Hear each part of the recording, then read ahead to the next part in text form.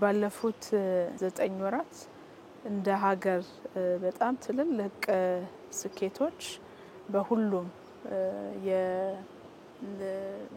የዘርፎች ማለት ይቻላል የተረጋገጠበት ወቅት ነው።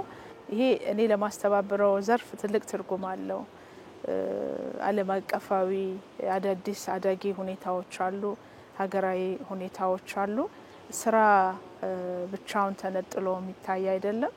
በአንድም በሌላም መንገድ እነዚህ ጉዳዮች ቀጥተኛም ተዘዋዋሪም ተጽዕኖ አላቸውና በአገር በቀል ኢኮኖሚ ሪፎርሙ የቅድሚያ ከተሰጣቸው 5 ዘርፎች መካከል በሁሉም ዘርፎች ሊባል በሚችል ደረጃ በጣም ትርጉም ያለው ከእቅድ አኳያም ትርጉም ያለው ስኬት ማስመዝገብ ተችሏል። ላለፉት 9 ወራት ከተመሳሳይ ወቅት ጋር ያለፈው አመትም እንደዚሁ ንጽጽሩን ለማየት ሞክረናል። በጣም ትልቅ ትርጉም ያለው እድገት አለው። ስራ ፈጠራ ስንል ከአጠቃላይ የልማት እንቅስቃሴው ጋር አብሮ ተሳስሮ የሚታይ ስለሆነ በእያንዳንዱ ዘርፍ ያለው እድገትና ለውጥ ውጤት ቀጥተኛ በሆነ መልኩ የስራ እድል ፈጠራ ዘርፉ ላይ ኢምፓክት አለው። ዓለም አቀፍ ትሬንዶቹም እንደ ሀገር የጀመርነውን የሪፎርም አጀንዳ በማሳካትም በሌላ መንገድ በመገዳደርም ረገድ ያላቸውን ትርጉም አይተናል። ይሄ በቀጣይ ወራት ለምንሰራው ስራ ደግሞ ትርጉም አለው። ኢትዮጵያ ውስጥ በጣም ብዙ አዲስ ነገሮች አሉ። አንዱ አዲስ ነገር እንደዚህ አይነት ተግዳሮቶችን ወደ እድል መቀየር የሚችለው እሳቤ ነው። ላለፉት 7 አመታት ይሄ እሳቤ ረጅም ርቀት እንድንመጣ አድርጎናል። በያዝነው 9 ወራትም እንዲህ የተፈጠሩ ያሉ አዳዲስ ዓለም አቀፋዊ አዝማሚያዎች በእርግጠኝነት አመራሩ ያለውን ዊዝደም ተጠቅሞ ወደ እድል የሚቀይራቸው ናቸው ማለት ነው። ብዙዎቹም እድል የመሆን ፖቴንሻል አላቸው። ለ9 ወራት ባከናወናቸው ስራዎች 3.4 ሚሊዮን ለሚሆኑ ዜጎች የስራ እድል ተፈጥሯል። ይሄ የዳታ ማጥራት ስርዓቱን የተከተለ ሪፖርት ነው። በፐርሰንቴጅ 86% ነው ከእቅዳችን። በጀት አመቱ የተለየ በጀት አመት ተደርጎ ነው የተወሰደው። ሁሌ የምናደርገው ኤክሰርሳይዝ አለ። ዘንድሮ ግን እስካሁን ከተቋቋምንበት ጊዜ ጀምሮ ይዘን የማናቀውን ግብ የጣልንበት በጀት አመት ነው። 4.9 ሚሊዮን ለሚሆኑ ዜጎች የስራ እድል ለመፍጠር ነው ግብ የጣልነው። ከዚያ ውስጥ 3.4 ሚሊዮን ለሚሆኑ ዜጎች የስራ እድል ፈጥረናል። ይሄ ቋሚ የስራ እድል ብቻ ነው ማለት ነው። ቋሚ የስራ እድል በተጣራ በተረጋገጠ የመረጃ ስርዓት የኛ የመረጃ ስርዓት 83% ነው የሚወስደው። ከየክልሉ የሚመጣውን ዳታ በማጥሪያ መስፈርቱ መሰረት አጥርቶ ገለልተኛ በሆኑ አካላት የተጠና ጥናት አለ። በዛ መሰረት የተቀመጠ ምጣኔ ነው። በዛ ምጣኔ ነው ማለት ነው ይሄ ሪፖርት የሚቀርበው። ስለዚህ 3.4 ሚሊዮን የሚሆኑ ዜጎች ቋሚ የስራ እድል ላይ ተሰማርተዋል። ግብርና ዘርፉ ትልቅ ድርሻ አለው። የአገልግሎት ዘርፉ ቀጥሎ ይመጣል። ሶስተኛው በኢንዱስትሪ ዘርፍ ነው ማለት ነው። ከድርሻ አኳያ የተፈጠረው የስራ እድል ከሀገር ውስጥ የስራ እድል ፈጠራ አኳያ ትልቁን ስፍራ የሚይዘው ከጣልነው ግብም ከፈጸምነው ፍጻሜም አንፃር እሱ ነው። ቀጥሎ የውጭ ሀገር ስራ ስምሪት ነው። ምርጫቸውን ከሀገር ውጭ ባሉ የስራ እድሎች ማድረግ ለሚፈልጉ ዜጎች ደግሞ ህጋዊ ስርዓቱን አስፍተን አሰራር ስርዓቱን አዘምነን ቅልጥፍና ያለው ውጤታማ እንዲሆን ለማድረግ ሰፋፊ ስራዎች ሲሰሩ ቆይቷል። በያዝነው በጀት አመትም ተቋም ውስጥ እየተሰራ ያለውን የዲጂታላይዜሽን ስራ አጠናክሮ በመቀጠል አገልግሎቱን ለማሳለጥ ጥረት ተደርጓል። እንደ ውጤት ደግሞ የውጭ ሀገር ስራ ስምሪት ላይ እንደዚሁ 344,000 ለሚሆኑ ዜጎች የስራ እድል ተፈጥሯል ማለት ነው። ይሄ ከያዝነው እቅድ አንፃር በምንፈልገው ደረጃ ያልተሳካ ቢሆንም ከተመሳሳይ ወቅት ጋር ወስደን ካየን አምና 270,000 ገደማ ነው በዚህ ተመሳሳይ ወቅት የፈጠርነው። ዘንድሮ የ140,000 ገደማ ልዩነት አለው ማለት ነው በአጠቃላይ።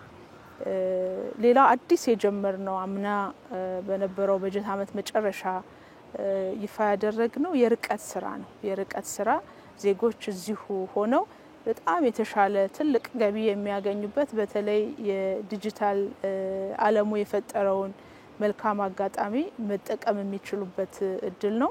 ክቡር ጠቅላይ ሚኒስትራችን እንደ ሀገር በጣም ትልቅ እድል ለወጣቶች የፈጠሩት አንዱ ከፈጠሯቸው ብዙ እድሎች አንዱ የኮደርስ ኢኒሼቲቭ ነው።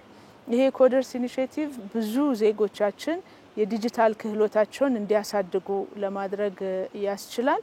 ኢትዮጵያውያን ዓለም ላይ ያለውን ገበያ የሶፍትዌር በማልማትም ይሁን እዚህ ሆነው አገልግሎት በመስጠት መረጃ በመተንተን እንደ የኩባንያዎቹ ፍላጎት የሚሰጧቸው የአገልግሎት አይነቶች አሉ። እኛ ኩባንያዎችን በመቅረብ ወደ 9 በላይ ከሚሆኑ ኩባንያዎች ጋር እየሰራን ያለነው 90,000 በላይ የስራ ትዕዛዝ ተቀብለናል ከነዚህ ኩባንያዎች። ከዚያ ውስጥ 45,000 ገደማ የሚሆኑት ዜጎች የዚህ እድል ተጠቃሚ መሆን ችሏል። ይሄ በነገራችን ላይ መካከለኛ ገቢ ያላቸውን ዜጎች በአጭር ጊዜ ከመፍጠር አንጻርም በጣም ትልቅ ትርጉም ያለው ስራ ስለሆነ የኮደርስ ኢኒሼቲቭ ስልጠና ያገኙም ሌሎችም የዲጂታል ክህሎት ያላቸው ዜጎች በዚህ አጋጣሚ የዚህ እድል ተጠቃሚ እንዲሆኑ መልእክቴንም ማስተላለፍ እፈልጋለሁ። አንዱ በበጀት ዓመቱ ከሰራነው ስራ ዜጎችን በክህሎት የበቁ እንዲሆኑ ማስቻል ነው። እንግዲህ ኢኮኖሚው ተወዳዳሪ ይሁን ካልን ምን ገነባው ስርዓት ሁለንተናዊ ብልጽግናን ያረጋገጠ ይሁን ካልን ዜጎችን በትምህርት በስልጠና የማብቃት ጉዳይ ተቀዳሚው ነው የሚሆነው። ከዛ አንፃር በአጫጭር ስልጠናዎችም ይሁን በመደበኛ ስልጠና ዜጎችን ማሰልጠን ተችሏል ባለፉት 9 ወራትና ይሄ እዛው ሳለ ያወቀ የተዘጋጀ ዜጋ ወደ ስራ ዓለም እንዲገባ በማድረግ ረገድ ትርጉም አለው። ሌላው ለሰራነው ስራ ትልቅ ትርጉም ያለው የአንተርፕረነርሺፕ ስነ ምህዳር ግንባታ ስራው ነው። ከዚህ አንፃር በርካታ ዜጎች እንግዲህ አንተርፕረነርሺፕ ሁላችንም እንደምናውቀው ዜጎችን በክህሎት በማስታጠቅ ረገድ አካባቢያቸው ላይ ያለውን ጸጋ እንዲያስተውሉ በማድረግ ረገድ ትልቅ ትርጉም አለውና ወደ 1.2 ሚሊዮን በላይ የሚሆኑ ዜጎችን በአንተርፕረነርሺፕ ዙሪያ በተዘጋጁ ዝርዝር ጉዳዮች ላይ አሰልጥነናል። ይሄ በቀጣይም ተጠናክሮ ይቀጥላል። የስራ ስነ ምህዳሩ እያደገ እየሰፋ እየተሻሻለ ነው ያለው።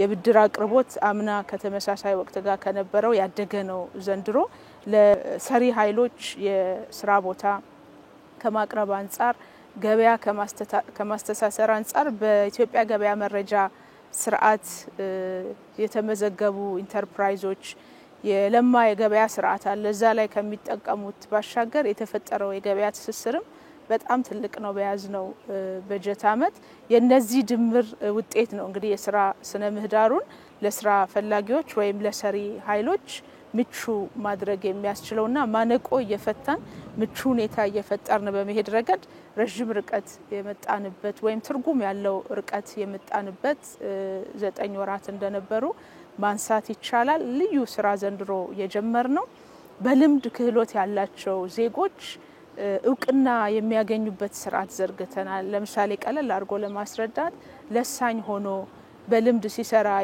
የነበረች ሰው በእኛ ስርዓት ተጠቃሚ መሆን ከቻሉ ያሉበት የብቃት ደረጃ ይመዘንና ያሉበትን ደረጃ የሚመጥን ደረጃ 3 ከሆነ የደረጃ 3 ሰርቲፊኬት ያገኛሉ። ይሄ የዜጎችን ገቢ ለመጨመር እንደ ሀገር ደግሞ የሂውማን ዲቨሎፕመንት ኢንዴክሳችንን ለማሻሻል ኢኮኖሚያችንን ተወዳዳሪ ለማድረግ ትልቅ ፋይዳ አለው። በዚህ ሀገራዊ ፕሮግራም እንደ መጀመሪያ ስራ በርከት ያለ ሰው ተጠቃሚ መሆን ችሏል። 15,000 ገደማ የሚሆኑ ዜጎች ሰርቲፋይድ ሆነዋል። ነገር ግን በቂ አይደለም። 80,000 ዜጎችን ቢያንስ በዚህ በጀት ዓመት ለመድረስ አቅደን እየሰራን ነው ያለነው። በድምሩ ተወስዶ ከታየ በክህሎት ልማት በስራ እድል ፈጠራ እንዲሁም በአሰሪና ሰራተኛ ግንኙነት ረገድም የአሰሪና የሰራተኛ ግንኙነት ምክክር ላይ ድርድር ላይ የተመሰረቱ ጤናማ የሆነ ኢንዱስትሪ ወይም ሰላሙን ያረጋገጠ ኢንዱስትሪ እንዲሆን በማድረግ ረገድ የኢንዱስትሪ ባህል ግንባታ ላይ ትኩረት አድርገን እየሰራን ያለነው የማህበራዊ ወይም የምርታማነት ምክክር መድረኮች አሉ። በማህበረሰብ ደረጃም አዳዲስ የምርታማነት ምክክር መድረኩን መሰረት ያደርጉ እንደ ቤተሰብ ቢዝነስ እንደ ማህበረሰብ ቢዝነስ አይነት ስራዎችን እየሰራን ያለነው ኢመደበኛ ቢዝነሶችንም ወደ መደበኛ የማምጣት ስራ እየሰራን ያለነው። ለምንድነው ይሄንን ማንሳት መፈልገው? በጣም ብዙ ዜጎች ያሉበት መስክ ነው። ለምሳሌ ኢመደበኛ ስራው ኢመደበኛ ከሆነ ኢመደበኛ ነው ማለት ነው። ተገቢውን ድጋፍ ክትትል እና ህጋዊ ስርዓቱ የሚያቀው አይሆንም። ወደ ህጋዊ ስርዓት ካመጣ ነው ብዙ ዜጎችን በአጭር ጊዜ መጥቀም እንችላለን። የቤተሰብና የፋሚሊ የኮሚኒቲ ቢዝነስ ምንላቸው ብዙ ዜጎች የሚገኙባቸው ስለሆነ እንደ ቤተሰብ ምርታማ የመሆን እንደ ማህበረሰብ ምርታማ የመሆን እድልን ስለሚያጎናጽፉ ዜጎች እነዚህን እድሎች በደንብ እንዲጠቀሙ በዚህ አጋጣሚ ጥሪ ማስተላለፍ ፈልጋለሁ። ማነቆ ተብሎ ወይም እንደ ቻሌንጅ የተነሳው የምንፈልገው ወይም ኢትዮጵያ ውስጥ ያለው የስራ ፈላጊ ቁጥር እንግዲህ ያደረ እዳለን እንደ ሀገር አዲስ ፍላጎት አለ። መጪውንም ጊዜ ታሳቢ ያረገ ስራ መስራት ይፈልጋል። የምንሰራው የስራ አይነት አንድ አይነት ችግርም ይፈታ አይደለም። እነዚህን ሁሉ አንድ ላይ አድሬስ ማድረግ ይፈልጋልና ከዛ አንፃር ከእቅድ አንፃር ጥሩ የሄድን ነው ብለን እንላለን። ግን ደግሞ ዜጎች ስራ ሳይመርጡ አካባቢያቸው ላይ ያለውን ምቹ ሁኔታ ሁሉ ተጠቅመው ታግለው ጊዜያዊ ችግሮችን አሸንፈው መሄድ ከቻሉ ያሉ ኦፖርቹኒቲዎች በጣም ብዙ ናቸውና እነዛን ኦፖርቹኒቲዎች መጠቀም ላይ በሚፈልገው ደረጃ ያልሆኑ አንዳንድ ጉዳዮች አሉ። እነሱን በጋራ ዜጋው መንግስትም ተጋግዞ መስራት ሲችሉ ብቻ ነው በመንፈልገው ደረጃ ዜጎችን ተጠቃሚ ማድረግ የምንችለው የሚል ሐሳብ ነው ያለኝ።